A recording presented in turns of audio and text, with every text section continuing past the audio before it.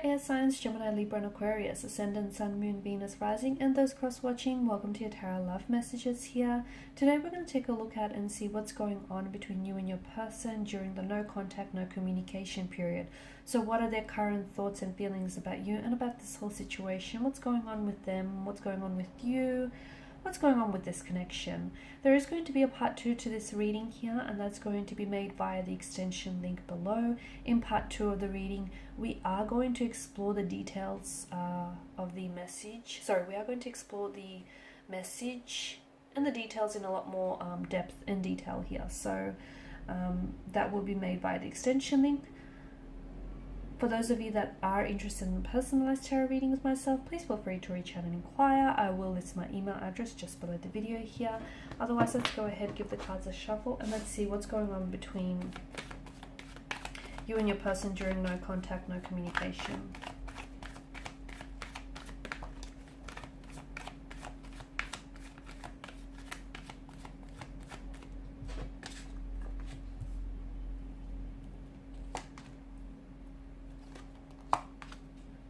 Interesting.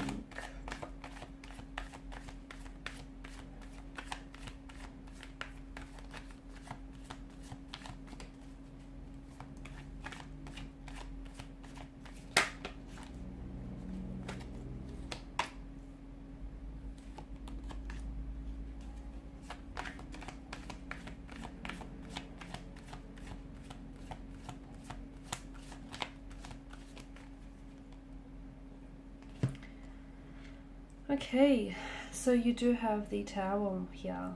It's interesting. In the bottom of the deck, what do we have bottom of the deck? You've got the Three of Pentacles here. I mean, that's a good sign because I feel like that shows us that maybe the both of you in the future are willing to come back together and collaborate as energy. So perhaps reach a sacrifice or compromise here, meet each other halfway or at least a quarter of the way to try and work on this connection, try and build on this connection, purely because of the collaborative energy here. Some of you in the future may also be seeking seeking professional advice that might greatly benefit you as an individual or your connection. So if you are seeing like a therapist or a counselor, they might help you with some of the issues and some of the concerns you may have about your person and their behavior and the overall connection here. But I do like it because it's a collaborative energy, which tells us that the two of you are willing to, you know, work through these differences that you might have, work through some of this tension that might be that might have been created in this connection here. Now the Tower moment, this is interesting. The Tower moment, the Five of Cups here. There's quite a lot of going on here. Okay, there's obviously a deep sense of remorse and regret with the Five of Cups, a sense of missed or lost opportunity that your person is feeling. They're regretting their past actions, their past behavior, their past choices here. Now they know, okay, whether or not they admit this to you here, they know that they've said and done things here which have upset you a lot, which have left you very emotionally disappointed. They know they've let you down, okay? They know that you deserve better too. They know that you deserve the best here, that you deserve the world, because they hold you in high regard as a Queen of Wands energy here. I feel like your person is someone who really looks up to you and really admires you. And sometimes what happens is when we put a person up on a pedestal, what we're doing in the process is creating the separation between us and that energy. And this is why I feel like your person has done. They've put you up high, up so high on this pedestal that they're struggling to sort of try and reach out to you, connect with you, if that makes sense. And to them, they feel as though you're maybe out of their league or you're too good for them. And they always feel like they have a hard time here measuring up to you and what it is that you truly deserve here. Okay, so that's one thing here. Your person is definitely, now they're doing a lot of, they're sort of sitting around, they're kind of wallowing in self-pity. They're kind of doing a little bit of, I feel like they're indulging in a bit of a pity narrative. They may have said or done things here, but instead of trying to correct that, I feel like they're kind of letting their emotions get the best of them, to be honest with you. there's quite a restless energy around your person too. Now, they may be acting out or lashing out. There may be a lot of emotions that they're being overwhelmed with. A lot of sadness, you know, them letting you down, a lot of regret here.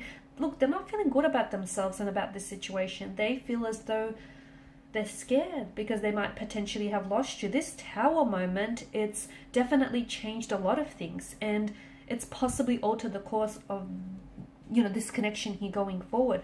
It's also brought a lot of things out into the surface, out into the light here. So it's exposed some things which have been concealed and kept in the hidden, okay? And it's suddenly brought certain things out. Like maybe you're seeing their true colors. Maybe they've hidden information from you, okay? Maybe they've have been dishonest or you know, disloyal here, or have kept lies from you. But it feels like something here has been exposed purely because of the tower's energy and that lightning bolt, because to me that's lightning bolts of truth, and that's what strikes and hits the tower. And all of a sudden the tower is built on this false narrative, okay, on this false structure, and the lightning bolts of truth here strike the tower, and so it collapses because the foundational structure is not a healthy one. It's not a sturdy one, okay? The good thing about the Tower moment is that it does, you know, the tower crumbles, but it does create a sense of space, so you can renovate this tower, rebuild this connection here. So that's the good thing. The other good thing is something that was kept hidden in the dark has suddenly been brought into the light, so that might give you an opportunity to address whatever it is here. Gosh, okay, with your person's energy, I do feel like there's a bit of pride or a bit of ego here that has been damaged, or that has been hurt here. I feel like your person is very deeply regretful and very sorry. I feel like there's a lot of remorse on their energy here. If they're not communicating or not initiating any communication now, they will in the future. In part 2 of the reading, we'll explore into a little bit more detail when that might happen, what might they say here, okay? But there will be communication here. I mean, you know, you've got the sprouting wands here, which tells me that there's room in this connection to fix things. There's room in this connection to build on things, to work on things. Basically, to me, it feels like there's so much more room in this connection than what the two of you already have going on, okay? But yes, it will mean that the two of you will have to come together to compromise, okay? Compromise here to make this work. I do like the Ace of Pentacles, because to me it feels like when they do come back, they want a clean slate, or it's like them wanting a fresh start with you, a new beginning. And this, them coming back, their return, their reconnection, or their reconciliation, reunion with you feels a little bit more solid here, because it's like they could be gifting you something that might be a reflection of their commitment to you, and their commitment to working on themselves, and their commitment to this connection here. So they could be gifting you like with a promise ring, or with some sort of, it feels like it's some sort of small gift which might become very very important to you and very sentimental to you, because it will be a reflection here of their commitment to you in this connection here, and their commitment to want to work on themselves here. They're not communicating with you right now, but my goodness, do they want to reach out and say some things? My goodness, do they just want to pick up the phone and talk to you and just have things go back to normal?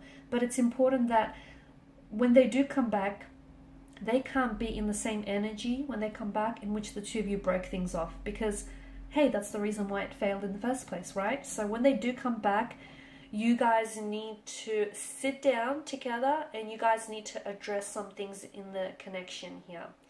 They're not feeling good about themselves. In fact, they've had better days. They're a bit of an emotional wreck. There's quite a sadness in their energy that weighs them down here. I don't feel like that they are their usual selves here. I feel like they may be they could be sort of projecting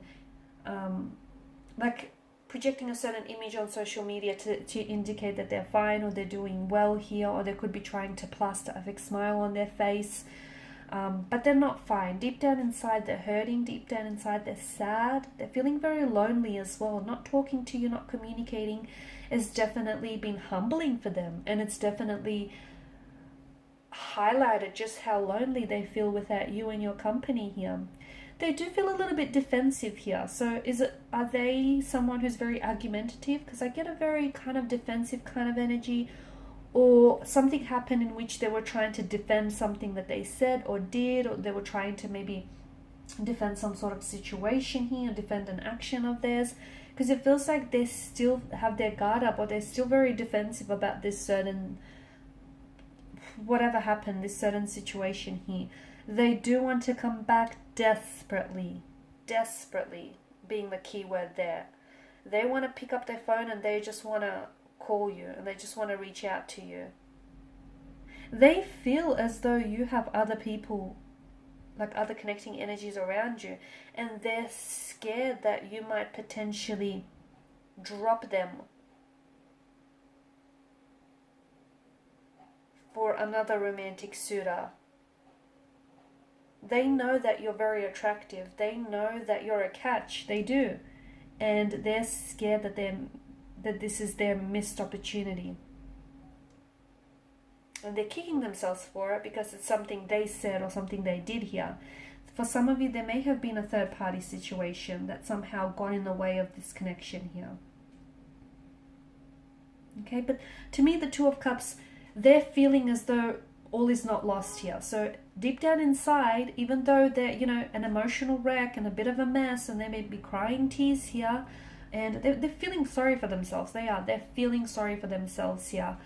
But a part of them, even if it's just a small part, a part of them feels as though all is not lost entirely. They feel as though the two of you can somehow make this work again here. So in part 2 of the reading, we're going to explore how might things be different in the future, okay? We're also going to explore, will the two of you really come together and, build on this connection, work through things here?